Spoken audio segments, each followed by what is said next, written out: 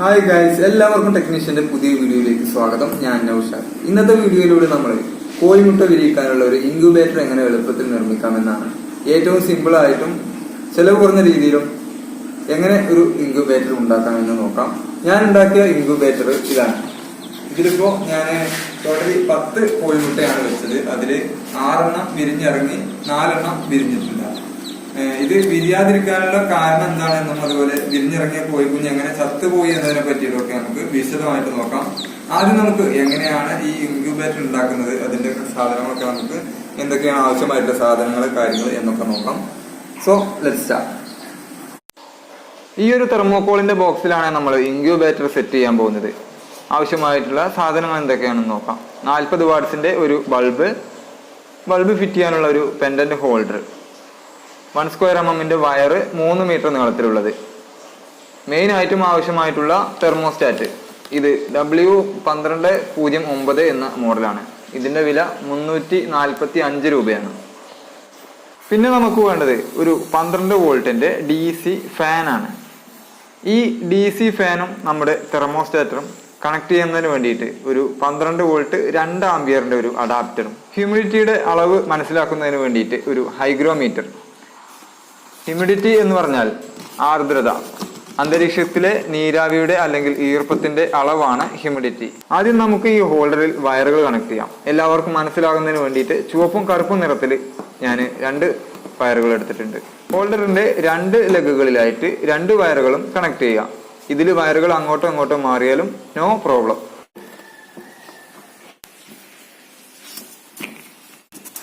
ഇനി നമുക്ക് തെർമോസ്റ്റാറ്റ് എടുക്കാം. തെർമോസ്റ്റാറ്റിനകത്ത് നമുക്ക് വയറുകൾ കണക്ട് ചെയ്യാനുള്ള 4 ലെഗുകൾ കാണാൻ പറ്റും. K0, K1 plus 12 volt GND അഥവാ ഗ്രൗണ്ട്. ശേഷം ഹോൾഡറിലേക്ക് പോകുന്ന ഏതെങ്കിലും ഒരു വയർ എടുക്കുക, അതിനെ കട്ട് ചെയ്യാം.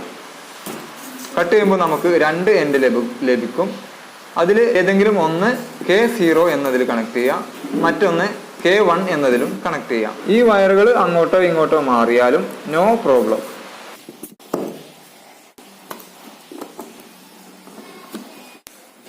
ഇനി നമുക്ക് 12 വോൾട്ടിന്റെ അഡാപ്റ്റർ എടുക്കാം, അതിന്റെ കണക്ടറും.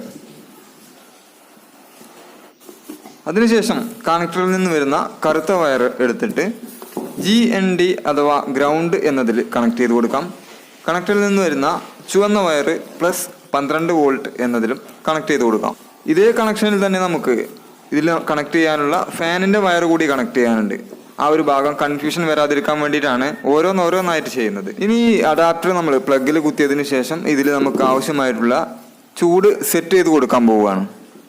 അതിനു മുമ്പായിട്ട് ഈ തെർമോസ്റ്റാറ്റിന്റെ സെൻസർ കൂടി കണക്ട് ചെയ്ത് കൊടുക്കും. ഇതിൽ ടോട്ടൽ 8 കാര്യങ്ങൾ സെറ്റ് ചെയ്യാനുള്ള ഓപ്ഷനാണ് ഉള്ളത്. P0, P1, P2, P3, P4, P5, P6. കൂടാതെ എത്ര ഡിഗ്രി ചൂടാവുമ്പോഴാണ് ഇത് കട്ട് ഓഫ് ആവേണ്ടത് എന്നുള്ളത് ആദ്യം അത് വേറെയും സെറ്റ് ചെയ്യണം. ഇതെല്ലാം സെറ്റ് ചെയ്യുന്നതിന് വേണ്ടിയിട്ട് അവിടെ 3 ബട്ടണുകൾ നമുക്ക് കാണാൻ പറ്റും. Set, plus, minus. ആദ്യം നമ്മൾ സെറ്റ് ചെയ്യാൻ പോകുന്നത് എത്ര ഡിഗ്രി ചൂടാവുമ്പോഴാണ് ബൾബ് കട്ട് ഓഫ് ആവേണ്ടത് എന്നതാണ്. അതിനായിട്ട് നമ്മൾ ആദ്യം കാണുന്ന സെറ്റ് എന്ന 3 സെക്കൻഡ് പ്രസ് ചെയ്ത് പിടിക്കുക. അപ്പോൾ അവിടെ ഡിസ്പ്ലേയിൽ ഇങ്ങനെ മിന്നുന്നതായിട്ട് കാണാൻ പറ്റും. അപ്പോൾ പ്ലസ് എന്ന ബട്ടണിൽ ക്ലിക്ക് ചെയ്ത് നമ്മൾ 37.5 എന്ന ലെവലിൽ കൊണ്ടുപോയി നിർത്തുക. അതിനുശേഷം സെറ്റ് ബട്ടണിൽ ക്ലിക്ക് ചെയ്യുക. അതിനുശേഷം ഈ സെറ്റ് എന്ന ബട്ടണിൽ ഒരു 3 സെക്കൻഡ് കൂടി നമ്മൾ പ്രസ് ചെയ്ത് പിടിക്കുക. അപ്പോൾ P0 എന്ന് കാണാൻ പറ്റും. ഇവിടെ നമുക്ക് ചൂടാണോ തണുപ്പാണോ വേണ്ടത് എന്നാണ് സെറ്റ് ചെയ്ത് കൊടുക്കേണ്ടത്. അതായത് H or C എന്ന് കാണാൻ പറ്റും, ഹീറ്റിംഗ് ഓർ കൂളിംഗ്. അവിടെ നമ്മൾ H എന്നതിലേക്ക് മാറ്റി കൊടുക്കുക. ശേഷം സെറ്റ് എന്ന ബട്ടണിൽ ക്ലിക്ക് ചെയ്ത് കൊടുക്കുക. അപ്പോൾ അത് സെറ്റ് ആയിട്ടുണ്ട്. ഇനി നമ്മൾ പ്ലസ് എന്ന ബട്ടണിൽ ക്ലിക്ക് ചെയ്തിട്ട് P1 എന്നതിലേക്ക് മാറ്റുക. വീണ്ടും സെറ്റ് എന്ന ബട്ടണിൽ ക്ലിക്ക് ചെയ്യാം. ഇവിടെ നമ്മൾ സെറ്റ് ചെയ്യുന്നത് നമ്മൾ സെറ്റ് ചെയ്തിട്ടുള്ള ചൂടിൽ നിന്നും എത്ര ഡിഗ്രി താഴുമ്പോഴാണ് വീണ്ടും ബൾബ് ഓൺ ആവേണ്ടത് എന്നാണ് ചോദിക്കുന്നത്. അത് നമ്മൾ 0.5 എന്ന് സെറ്റ് ചെയ്ത് കൊടുക്കും. ഇതിൽ ഓരോ കാര്യങ്ങളും സെറ്റ് ചെയ്യാൻ നമുക്ക് 3 സെക്കൻഡ് വീതം ഗ്യാപ്പ് മാത്രമേ കിട്ടുള്ളൂ.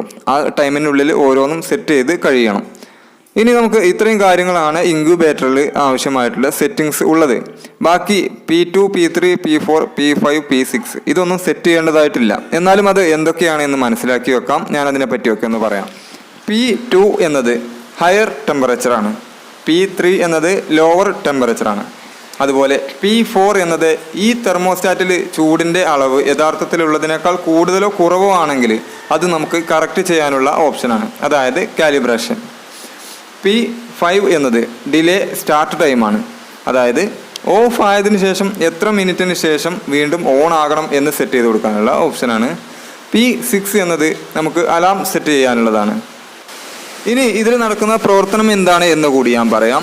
ഒരു സ്വിച്ച് പ്രവർത്തിക്കുന്ന രൂപത്തിലാണ് ഇവിടെ പ്രവർത്തിക്കുന്നത്.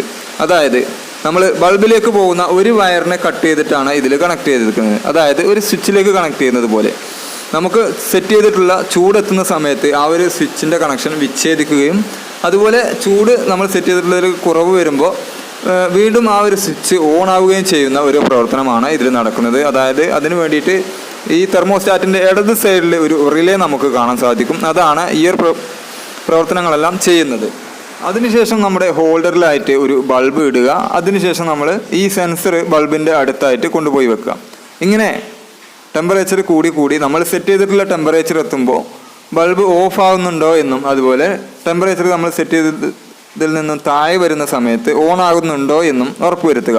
അതിനുശേഷം ഇപ്പോൾ സെറ്റ് ചെയ്ത അതേപോലെ തന്നെ നമ്മൾ നമ്മുടെ ബോക്സിലേക്ക് സെറ്റ് ചെയ്യാം.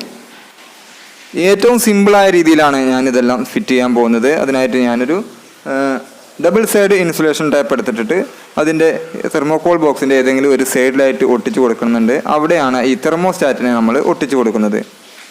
ഇങ്ങനെ ഒട്ടിച്ച് കഴിഞ്ഞതിന് ശേഷം നമ്മൾ ഈ തെർമോസ്റ്റാറ്റിൻ്റെ സെൻസർ അകത്തേക്ക് പോകാനുള്ള ഒരു ഹോള് ഈ തെർമോകോൾ ബോക്സിന് ഇട്ട് കൊടുക്കുക. അതിനുശേഷം ആ സെൻസർ അതിനകത്തേക്ക് ഇട്ട് കൊടുക്കുക. അതിനുശേഷം നമ്മുടെ കൂളിംഗ് ഫാൻ ഏതെങ്കിലും ഒരു സൈഡിലായിട്ട് വെച്ചിട്ട് അതിനെ കേബിൾ ടൈ ഉപയോഗിച്ചുകൊണ്ട് കെട്ടിക്കൊടുക്കാം. അതിനുശേഷം നമുക്ക് ഈ ഫാനിൻ്റെ വയറുകൾ കണക്ട് ചെയ്യാം. അതിനായിട്ട് നമ്മൾ തെർമോസ്റ്റാറ്റിലേക്കുള്ള ഇൻപുട്ട് വയർ വരുന്ന ആ ഭാഗത്തായിട്ട് ഒരു ചെറിയ ഹോൾ ഇട്ട് കൊടുക്കാം. അതിലൂടെ വയർ പുറത്തേക്ക് ഇട്ടതിന് ശേഷം ചുവപ്പും കറുപ്പും മാറാതെ ഇതിലെ ഇൻപുട്ട് അഡാപ്റ്ററിൽ നിന്നും വരുന്ന ആ വയറിലേക്ക് കണക്ട് ചെയ്ത് കൊടുക്കാം. അഡാപ്റ്ററിൽ നിന്നും വരുന്ന ചുവപ്പ് വയറിലേക്ക് നമ്മുടെ ഫാനിൻ്റെ ചുവപ്പ് വയർ കൊടുക്കുക. അതായത് മൂന്നാമത്തെ ലെഗിലേക്ക്. അഡാപ്റ്ററിൽ നിന്നും കണക്ട് ചെയ്തിട്ടുള്ള നാലാമത്തെ ലെഗിലായ ആ കറുപ്പ് വയറിൻ്റെ സ്ഥാനത്ത് നമ്മുടെ ഫാനിൻ്റെ കറുത്ത വയറും കണക്ട് ചെയ്ത് കൊടുക്കാം. ഹോൾഡറിലേക്കുള്ള രണ്ട് വയറും ഊരിയെടുത്തതിന് ശേഷം വയർ ബോക്സിനകത്തേക്ക് ഇട്ട് ഹോൾഡർ ബോക്സിൻ്റെ അകത്തായിട്ട് ഫിറ്റ് ചെയ്ത് കൊടുക്കുക. ഹോൾഡറിൽ കണക്ട് ചെയ്യുന്ന വയറുകൾ തമ്മിൽ മാറിയാലും നോ പ്രോബ്ലം ആണ്. അതുകൊണ്ട് ആരും ആ ഒരു കാര്യം ആലോചിച്ച് പേടിക്കണ്ട. ഈ ഹോൾഡറിനെയും നമ്മൾ കേബിൾ ടൈ ഉപയോഗിച്ച് കെട്ടിക്കൊടുക്കുകയാണ് ചെയ്യേണ്ടത്. ഇനി നമ്മൾ ഹൈഗ്രോമീറ്റർ ഫിറ്റ് ചെയ്യാൻ പോവുകയാണ്. ഈ ഹൈഗ്രോമീറ്ററിൽ നമുക്ക് ടെമ്പറേച്ചറും ഹ്യൂമിഡിറ്റിയും അതുപോലെ നമ്മൾ മുട്ട വെക്കുന്ന ഡേറ്റ് മുതൽ ആ ഡേറ്റും അറിയാനായിട്ട് സാധിക്കും. ഇതിൽ നമുക്ക് വയർ കണക്ഷനുകളൊന്നുമില്ല. ഇതിൽ നമ്മൾ വാച്ചിലൊക്കെ ഇടുന്ന രൂപത്തിലുള്ള ഒരു ബാറ്ററിയാണ് ഇതിനകത്ത് വരുന്നത്. അതും തെർമോസ്റ്റാറ്റ് ഒട്ടിച്ച് വെച്ചതുപോലെ തന്നെ ഒട്ടിച്ച് വെക്കുകയാണ് ചെയ്യുന്നത്. ഇതിൻ്റെയും സെൻസർ അകത്തേക്ക് ഹോൾ ഇട്ടതിന് ശേഷം അകത്തേക്ക് ഇട്ട് രണ്ട് സെൻസറും ഒരേ സ്ഥലത്ത് കൊണ്ടുപോയി വെക്കുക. അതിനുശേഷം വയറുകളെല്ലാം പ്ലഗിൽ കുത്തിയതിന് ശേഷം നമുക്ക് കണക്ട് ചെയ്തിട്ട് ഒരു ദിവസം ജസ്റ്റ് ഒന്ന് ചെക്ക് ചെയ്ത് ഉറപ്പ് വരുത്തണം. അതിനുശേഷം മാത്രമേ ഇതിൽ മുട്ട വെക്കാൻ പാടുള്ളൂ. ഇതിൽ ഏറ്റവും മുകളിലായിട്ട് നമുക്ക് കാണുന്നത് ഡേറ്റ് ആൻഡ് ടൈമാണ്.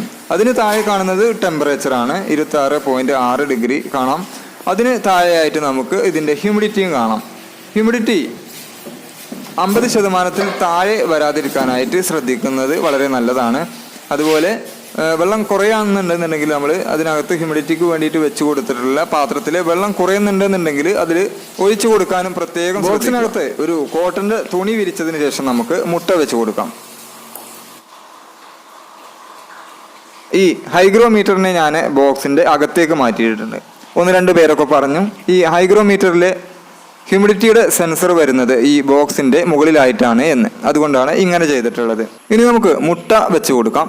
അതേപോലെ തന്നെ ഒരു പരന്ന പാത്രത്തിൽ കുറച്ച് വെള്ളവും ഫാനിൻ്റെ കാറ്റ് തട്ടുന്ന ആ ഒരു ഭാഗത്ത് ഈ വെള്ളം വെച്ച് കൊടുക്കാനായിട്ട് ശ്രദ്ധിക്കണം. ദിവസത്തിൽ 2-3 നേരം ഒന്ന് തിരിച്ചും മറിച്ചും വെച്ച് കൊടുക്കണം. അതിനായിട്ട് ജസ്റ്റ് ഒന്ന് മാർക്ക് ചെയ്ത് കൊടുക്കണം. 2 സ്ഥലങ്ങളിൽ നിന്ന് കിട്ടിയ മുട്ടകളായതുകൊണ്ട് ഞാൻ രണ്ടിനെയും വേറെ വേറെ മനസ്സിലാകുന്നതിന് വേണ്ടിയിട്ട് 2 രീതിയിലാണ് മാർക്ക് ചെയ്തിട്ടുള്ളത്. 3-4 ദിവസമായതിനു ശേഷം ഒരു ടോർച്ച് എടുത്തതിന് ശേഷം അതിൻ്റെ മേലെ ഈ മുട്ട വെച്ച് കഴിഞ്ഞാൽ നമുക്ക് കോഴി കുഞ്ഞ് വളരുന്നുണ്ടോ ഇല്ലയോ എന്ന് മനസ്സിലാക്കാൻ സാധിക്കും.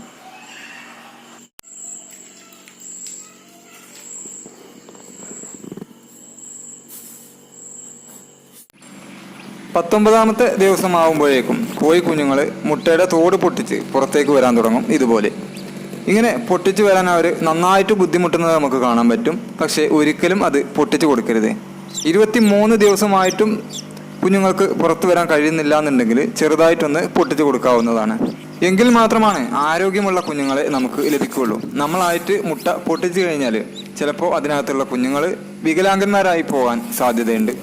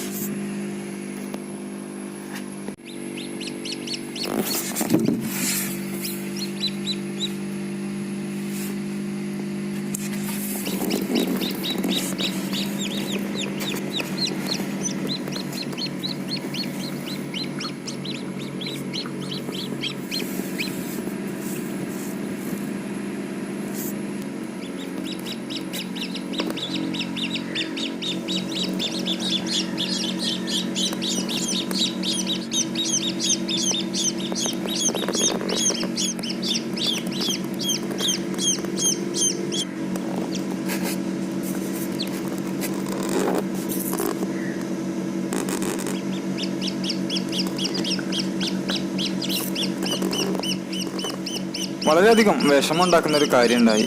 ഇപ്പോൾ വിരിഞ്ഞിറങ്ങിയ ഈ കരിങ്കോഴിയുടെ കുഞ്ഞ് ഹ്യൂമിഡിറ്റിക്ക് വേണ്ടി വെച്ച ആ വലിയ പാത്രത്തിലേക്ക് വീണ് അത് ചത്തുപോയി.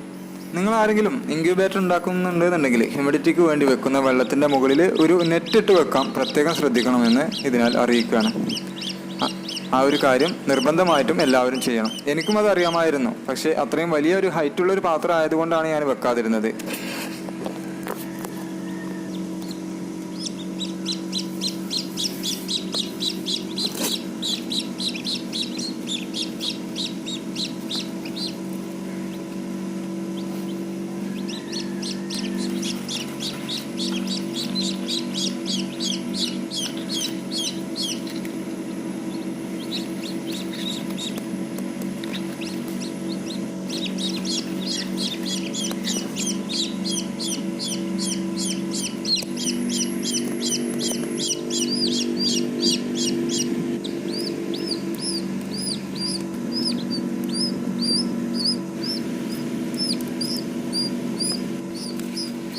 പത്ത് കോഴിമുട്ട വെച്ചതിലേക്ക് 6 കോഴിമുട്ട വിരിഞ്ഞിറങ്ങി.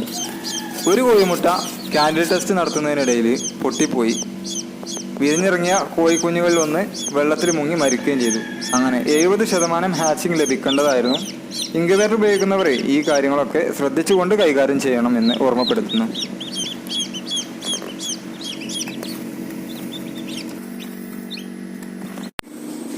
ടെക്നിക്കലായിട്ട് ചെറിയ ഒരു അറിവുള്ള ഏതൊരാൾക്കും അധികം റിസ്ക് ഇല്ലാതെ ഇതുപോലെ ഒരു ഇൻക്യുബേറ്റർ ഉണ്ടാക്കിയെടുക്കാനായിട്ട് സാധിക്കും.